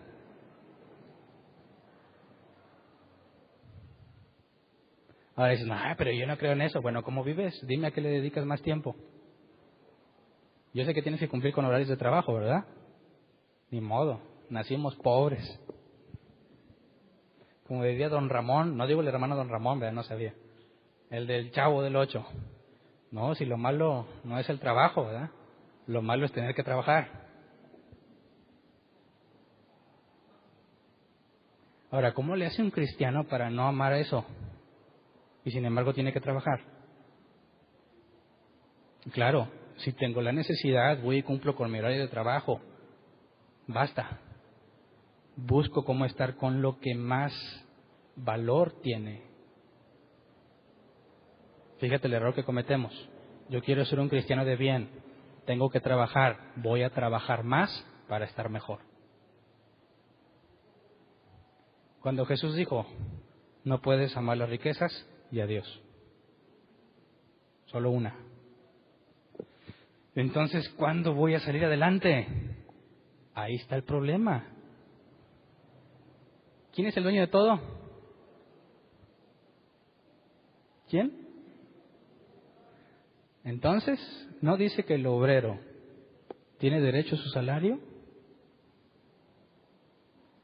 ¿El obrero de quién? ¿Dónde te conviene más? ¿A quién te conviene más trabajarle? Y no estoy diciendo que dejes tu trabajo y te vayas a servirle a Dios, sino dónde debes de enfocar toda tu atención, tu tiempo, tu esfuerzo. Hago lo que me corresponde para vivir, tengo que ir a trabajar, pero ahí no está centrada mi vida. Mi vida está centrada en Dios. Al administrar lo que me dio a mi pareja, a mi familia, lamentablemente tenemos que trabajar. Es muy distinto a que familia, cónyuge, no los voy a ver porque lucho por ustedes. Bíblicamente hablando, no es lo más tonto que puedes hacer. Híjole. Entonces, Concilio de Jerusalén. Porque las palabras que hemos estado leyendo de Pablo y de Pedro y de Jacobo, Jesús las dijo, ¿verdad? ¿Cuál es el mandamiento o cómo se resume la ley? Pues amar a Dios y a tu prójimo. Sobre las riquezas y amar al mundo y todo eso, Jesús dijo, ¿quieres ser mi discípulo? Toma tu cruz, niégate a ti mismo y sígueme. Somos esclavos de Cristo, dice la Escritura. Estoy muerto al mundo. Así que un cristiano tiene que replantearse bien las cosas que está haciendo y por qué las está haciendo, ¿verdad?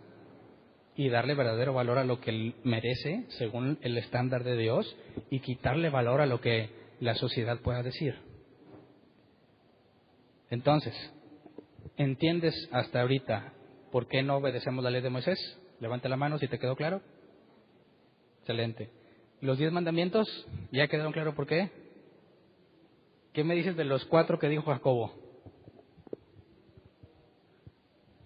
Terminemos con esto. Hechos 15, 19, 21. Por lo tanto, dice Jacobo, yo considero que debemos dejar de ponerles trabas a los gentiles que se convierten a Dios. Más bien, debemos escribirles que se abstengan de lo contaminado por los ídolos, de la inmoralidad sexual, de la carne de animales estrangulados y de sangre. En efecto, desde tiempos antiguos, Moisés siempre ha tenido en cada ciudad quien lo predique y lo lea en las sinagogas todos los sábados. Así que, ¿de dónde se sacaron esas 4? Y todos estuvieron de acuerdo. Cuando ya demostramos que estamos bajo el nuevo pacto y que eso no tiene nada que ver. A ver, ¿comer la sangre de un animal tiene que ver con amar a mi prójimo? ¿Con amarlo del mundo? Entonces, ¿de dónde salió esta? Aquí está el versículo clave, el versículo 21. En efecto, desde tiempos antiguos, Moisés siempre ha tenido en cada ciudad quien lo predique y lo lea en las sinagogas todos los sábados. Y mi pregunta es, ¿qué tiene que ver eso? ¿Alguna vez te lo preguntaste? Está en el Concilio de Jerusalén. No debes de obedecer la ley. Estos 4 los debes de mandar porque Moisés ya tiene quien lo lea. Dices, ¿qué tiene que ver Moisés ahí? O sea, sí, la ley de Moisés, pero ¿qué tiene que ver con que lo lean en cada ciudad? Todos los sábados. ¿Cuál es la relación? Ahora, Corintios, si no me equivoco, se presenta el problema de la carne sacrificada a los ídolos, ¿verdad? Que si la podías comer o no. ¿Cuál es la conclusión de Pablo? Esa carne no tiene nada ni es mala en sí misma. no te va a pasar nada si te la comes. Y dijeron, oh, santísimo niño de Atocha, te ofrezco esta carne asada. Y te ¿quieres un taco? Y tú estás ahí. ¿Qué haces? Los más espirituales dicen, no, ya tiene demonios esa carne. Y verá, se está moviendo. Y si te la comes, pues te llenas de demonios. Abres una puertota así grandota y todos se meten de volada. ¿Y qué dijo Pablo? Un ídolo nada es, eso no es nada. Jesús dijo, nada de lo que entra al hombre lo contamina. Entonces, si yo estoy ahí y me dicen, mira, al santo niño de Atocha le hemos ofrecido esta carne asada, ¿quieres un taco, Hernán? Yo le contestaría sí y no, dependiendo de las circunstancias. ¿Verdad? Si estoy reunido con puros no creyentes y están viendo, a ver, ¿se come el taco o no se lo come? Y si se lo come y se endemonia ahorita, dile, échame el taco con doble carne y pásame la salsa. ¿También le ofreciste la salsa o no? Échamela, órale. Bien sabroso, porque sé, bíblicamente hablando, que esa carne no tiene nada. Pero, si hay un cristiano ahí, o bueno, según Pablo, ya nos meteremos en ese tema, los débiles en la fe. No, la palabra no es débil, es enfermo o con problemas. Y dice, a ver si Hernán se come los demonios. Y es un pastor. Y está él ahí. ¿Te la comes o no te la comes la carne? Tienes dos. Uno va a decir, qué religioso, no se quiere comer la carne de mi santo niño de Atocha. Y el otro que es cristiano dice, que no se le atreva porque ya no vuelvo a ir a esa iglesia. ¿Cuál prefieres? Dice, la agarro y me voy corriendo y allá me la como, la tiro, ya nadie supo. Pablo nos da la solución. Tienes libertad de comértela, pero no hagas tropezar al hermano que tiene problemas. No hagas que se destruya la obra que Dios está haciendo en él, el avance que ha tenido, porque él se va a sentir mal y va a ver que tú no eres va a pensar que tú no eres un cristiano de veras. Así que por amor a él yo le diría, no, gracias. Digo, no es porque la carne tenga algo malo, pero prefiero no comerla ahorita. Ahora, aunque nos vamos a meter en ese tema en otros más adelante, si Pablo enseña que no tiene de malo, ¿por qué está prohibido aquí?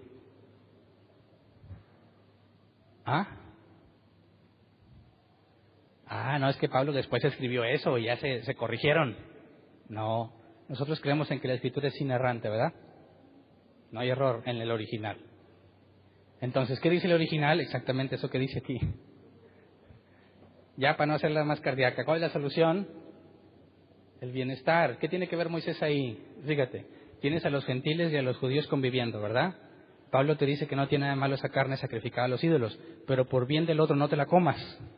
Tienes a gentiles y judíos en la misma congregación. ¿Cómo le haces para que haya paz entre todos? Jacobo está diciendo, los judíos no deben acusar a los gentiles porque no guardan la ley. Y los gentiles no hagan esto para provocar a los judíos. Punto. ¿Por qué? Porque Moisés lo leen todos los sábados en todo lugar. Donde quiera hay gentiles, donde quiera hay judíos y se lee la ley de Moisés. Si tienes a los gentiles haciendo estas cosas delante de los judíos en la misma congregación, no van a estar en paz. Así que estas 4 cosas aplican para no ofender al judaísmo, porque sabemos que en sí mismas, el propio Jesús lo dijo, y Pablo concluyó, no tiene ningún problema. Pero la inmoralidad sexual,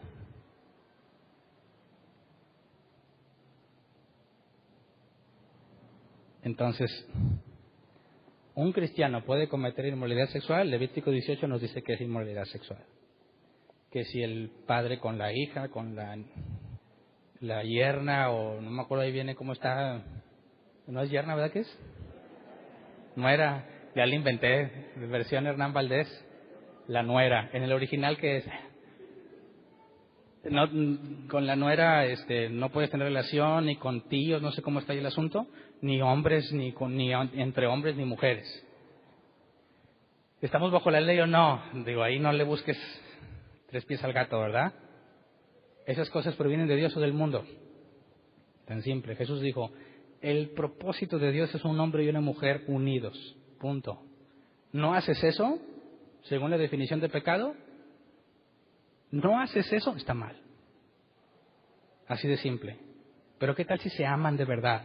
Aunque se amen de verdad, Dios nos dijo, mientras se amen. No, un hombre y una mujer serán una sola carne.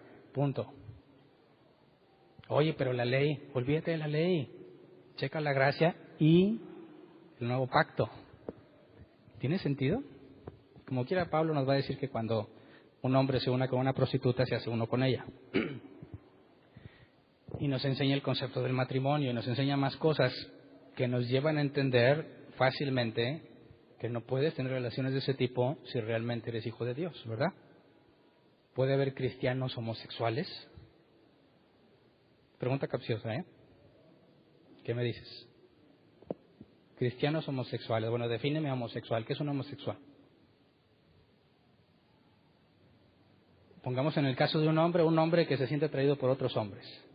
Ahora, ¿un hombre que se siente atraído por otros hombres puede ser cristiano? Pongámoslo en cosas más simples. ¿Qué es la mentira? No decir la verdad. ¿Puede un cristiano echar mentiras? No estoy diciendo que la homosexualidad es aprobada, ¿eh? La Biblia dice claramente que no. El punto está en, ¿qué pasa si de repente me dan ganas de echarme un cigarro? ¿Ya no soy cristiano? Mira, Santiago dice, cada uno es arrastrado de su propia concupiscencia, ¿verdad? Y luego peca. Y luego se da luz a la muerte. Entonces, ¿mis ganas de fumarme un cigarro es pecado? No. Agárrale, ya, pecaste. Hombres que tengan problema de atracción a otros hombres, ¿es pecado? No. ¿Se juntan con otros hombres y hacen sus cosas? Sí. ¿Puede un cristiano genuino tener ese problema con deseos? Puede que lo tenga, pero nunca viviría de ese modo. ¿Me explico? ¿Qué tal si te dan ganas de asesinar a alguien? ¿Alguien lo ha sentido? ¿No? Sí. Sobre todo cuando me dicen que acepte al Señor como tu Señor, que aceptes a Dios como tu Señor y Salvador. Ay, no. Ahora, ya no eres cristiano. Airaos, pero no pequéis. Entonces, hay una forma de resolver este asunto. Si hay alguien en la congregación que se dice creyente y tiene ese problema de inclinaciones, no lo vayas a condenar. Tú tienes otras inclinaciones que son igual de malas, ¿sí o no? Se tiene que ayudarle a entender que él no tiene por qué practicar esas cosas, como yo no tengo por qué practicar otras. Ahora, puede haber homosexuales que viven con otros hombres en la iglesia, eso es una contradicción, ¿sí o no? Entonces, checamos bien este asunto. Cuando Jacobo dice, estas 4 cosas propongo, Pablo, Bernabé y todos los demás están de acuerdo. ¿Por qué? Porque no es cuestión de un mandato, es cuestión de un bien por la convivencia, ¿no? Sana convivencia entre nosotros. Si yo sé que no tiene nada de malo, no lo hago por amor a los cristianos que piensan que eso está mal y en ese caso provenientes del judaísmo. ¿Me explico? ¿Sí? Vamos a ponernos de pie entonces.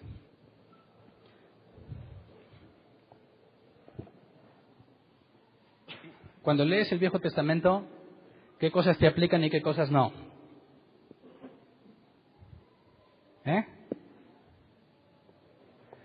Nunca leas el Nuevo Testamento tratando de aplicar algo. Lo leemos para fines informativos.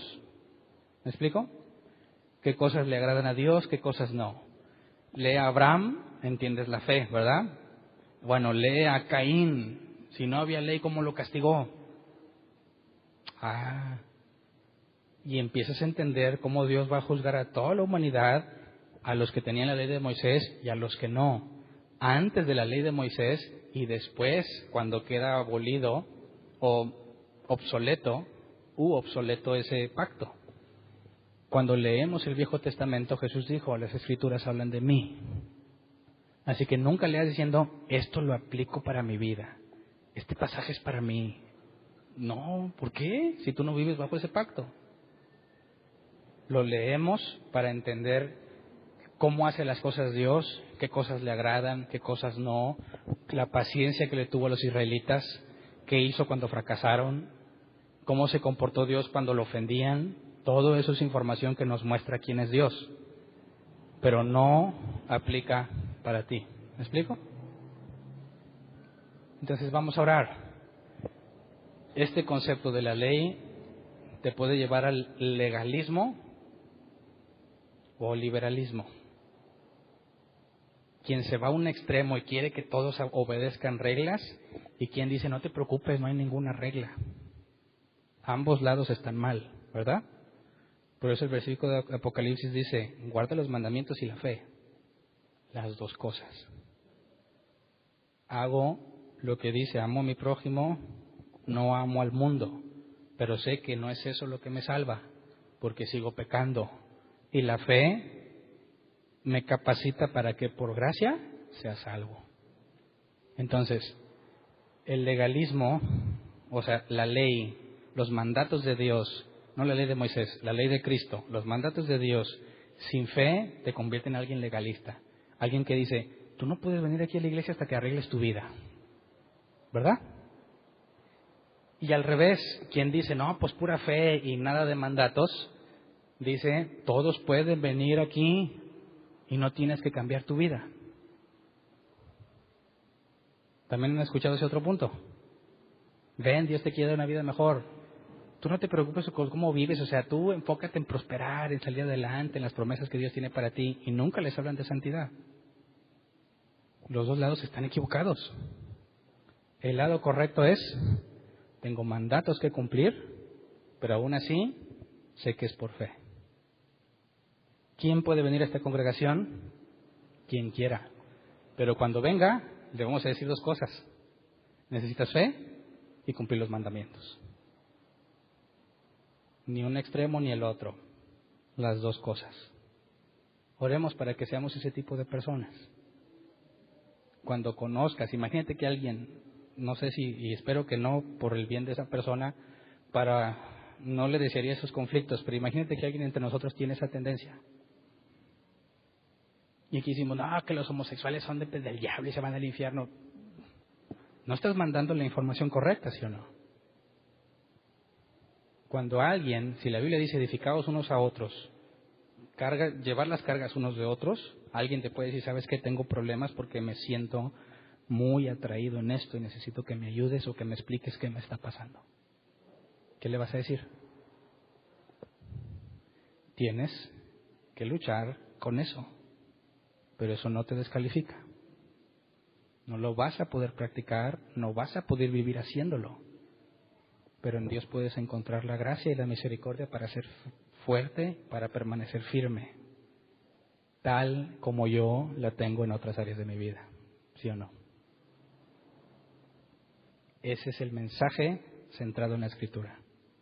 Esa es la forma en la que entendemos cómo la ley no aplica, pero tenemos la ley de Cristo. Oremos para que seamos bíblicos, como ven. Vamos a orar, Señor, perdónanos. Como siempre, primero queremos pedirte perdón porque cuando analizamos la Escritura y nos comparamos con lo que tú esperas de nosotros, es inevitable llegar a la conclusión de todos los errores que hemos cometido. No nos salvamos ni uno. Todos hemos fallado de distintas maneras o en distintos grados. Sabemos y estamos conscientes que somos salvos por gracia mediante la fe que nos has dado. Así que te pedimos perdón por todas las veces que hemos aplicado incorrectamente o que nos hemos demostrado mentirosos cuando no amamos a nuestro prójimo o amamos más las cosas del mundo antes que a ti. Tú dijiste que en quien ame padre y madre, casa, todo eso más que a ti no es digno de ti. Así que pon en orden nuestras vidas Sabemos que el proceso que haces con nosotros es gradual, no somos transformados y somos perfectos en un instante. De hecho, la Biblia enseña que mientras estemos en este cuerpo jamás podemos ser perfectos delante de ti, pero te pedimos que nos hagas crecer cada vez más en el entendimiento, donde has escrito el nuevo pacto, que nos renovemos conforme renuevas nuestra forma de pensar y de entender, para que nuestras vidas sean congruentes, para que tratemos con humildad al que piensa distinto a nosotros, porque sabemos que si tú me amaste a mí, yo tengo que amar a mi enemigo. Si yo siendo tu enemigo me mostraste amor, es lo menos que yo puedo hacer, amar aunque no me muestren amor, aunque me maltraten, aunque me traten mal. Enséñame a ser congruente. No quiero ser un mentiroso. Enséñame a amar a mi prójimo y a no amar las cosas del mundo. Y sobre todo, que podamos tener como señal entre nosotros, como la iglesia primitiva en Jerusalén, que la gente se asombraba por cómo se trataban, por cómo se amaban, agape, cómo se apoyaban, se edificaban, aportaban, todo lo que hacían por el bien unos de otros. Que sea, como tú pediste antes de ir a la cruz, que sea una señal que evidencie que tú estás con nosotros, Señor. Enséñanos a ser humildes y a tratar a todos con el respeto que merecen, porque bajo el estándar que tú has puesto todos somos pecadores. Y si no fuera por tu gracia, ninguno jamás podría librarse del castigo eterno. Así que, Señor, te agradecemos por toda la misericordia que nos has extendido, por la enorme paciencia que nos has mostrado a través de todas las veces que nos hemos equivocado, y reconocemos que es tu gracia, solamente tu gracia, la que nos mantiene en pie. A ti sea la gloria y la honra en todo lo que hacemos, Señor, y lo que digamos. Amén.